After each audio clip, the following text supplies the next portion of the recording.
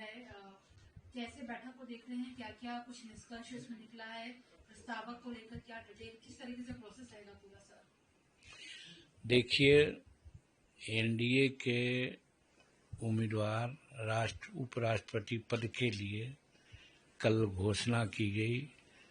वो माननीय सीपी राधाकृष्णन जी का नाम आया और आज महाराष्ट्र से वो आए। महाराष्ट्र के राज्यपाल भी हैं, वो आज आए यहाँ।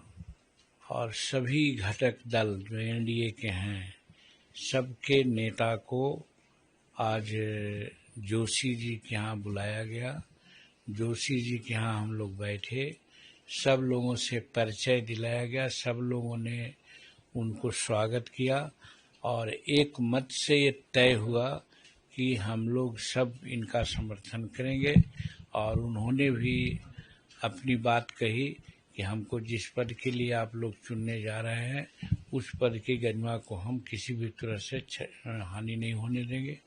और यही बात कह करके तय हुआ है कि कल यानी कि 19 तारीख को 9:30 बजे सभी एनडीए के जो एमपीज हैं, समर्थक, राज्यसभा और लोकसभा, वो बैठेंगे लोकसभा के लाइब्रेरी में और वहाँ ही नॉमिनेशन पेपर पर दस्तखत होगा। 4 सेट में नॉमिनेशन पेपर बनेंगे और परसों यानी कि 20 तारीख को नॉमिनेशन होगा। इसी के संबंध में आज बैठक थी। सर, प्रस्तावक को 20 प्रस्तावक होते हैं और 20 समर्थक होते हैं। 4 सेट होगा। इसका मतलब है कि 40 चौका 60 से 160 एमपी का दस्तखत उस पर होना है कल। कोई मुख्य इसमें प्रस्तावक के रूप देखे जा रहे हैं, जैसे कि एनडीए का एक ग्रुप होगा और पीएम मोदी, राजनाथ सिंह, तमाम ही चेहरे जो पहले एक कल तय होगा, आज उसमें कोई तय नहीं हुआ है। कल उपस्थित होंगे हम लोग 9 बजे 9:30 बजे लाइब्रेरी में और कल तय होगा कि कौन सेट पर कौन फर्स्ट सिग्नेचरीज होंगे। इंडिया ब्लॉक्स की तैयारी कर रहा है सर कि वो भी जो अपने उम्मीदवार हैं उनकी घोषणा करे, इसको लेकर बैठकें भी हुई हैं। तो स्वतंत्र है, जो एक जमहूरियत है, जनतंत्र है। जनतंत्र में सबको अधिकार है चुनाव लड़ने का, लड़ाने का।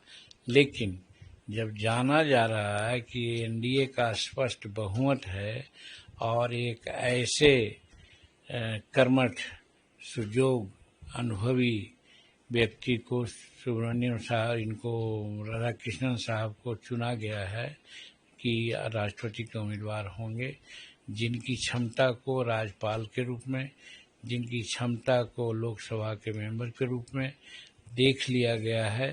और सब लोग समझ रहे हैं कि अभी हर तरह से वो ठीक हैं।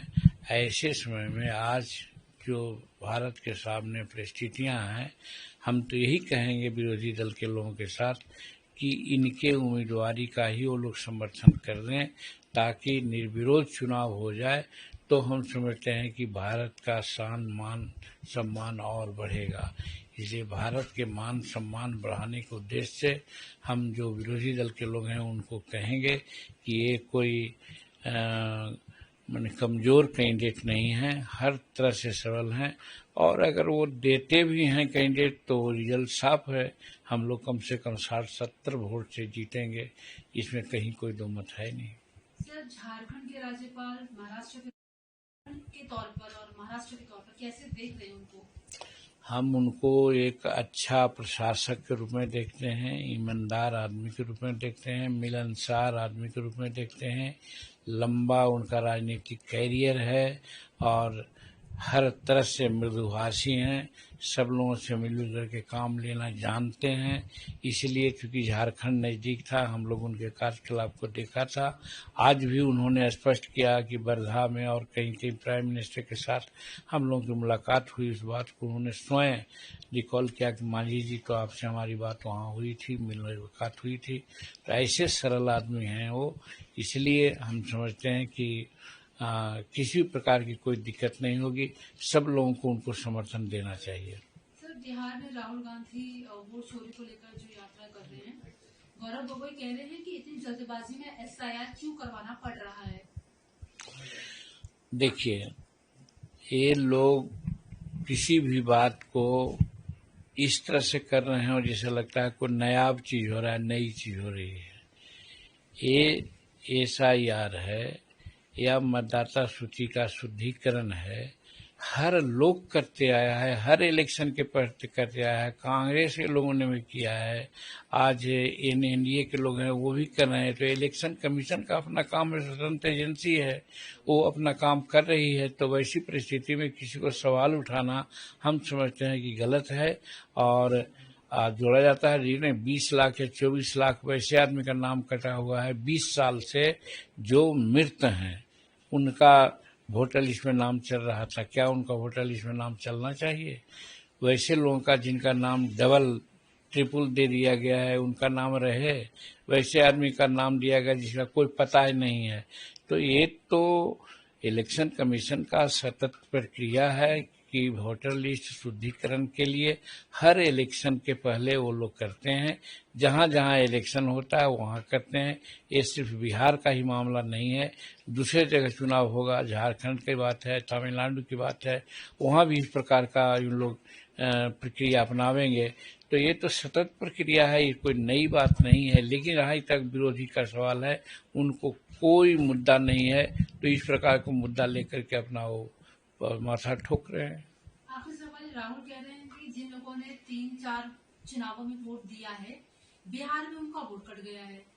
ऑपोजिशन कह रहा है कि पहले ईडी सीबीआई कंट्रोल कर रहे थे, बीजेपी सरकार, अब चुनाव आयोग भी कंट्रोल हो रहा है। ये सब गलत कहना उनका है। वही तो चुनाव जीते हैं, कई एक राज्य में वही तो चुनाव जीते हैं। और कोई जरूरी है कि जहाँ चुनाव हम लोग जीतते हैं तो कहते हैं कि इसमें गलती हो, जहाँ वो चुनाव जीत जाते हैं तो अच्छा होता है। इलेक्शन कमीशन हर तरह से तटस्थ होकर के काम कर रही है, इसमें कहीं कोई दुमत नहीं है। और इलेक्शन कमीशन पर उंगली उठाना मैं समझता हूँ कि ये संविधान के खिलाफ बात तो करते हैं और कुछ गलत सलत बात भी बोलते हैं। वो कहते हैं वोट की चोरी हो रही है, ये असंवैधानिक बात है। वो कहते हैं कि साहब लिस्ट पब्लिश करो, तो लिस्ट पब्लिश कर दिया गया है। ई कितने का नाम दिए हैं, कहा गया कि हल्फनामा दाखिल कीजिए, हम उसके बाद जवाब देंगे। तो क्यों नहीं हल्फनामा अफिडेविट क्यों नहीं कर रहे हैं? सर, आप लोग कितने तैयार हैं बिहार इलेक्शन में, और सीट शेयरिंग को लेकर भी कोई अभी बात नहीं हुई है। सब बात अभी उपराष्ट्रपति के चुनाव के बाद होगा।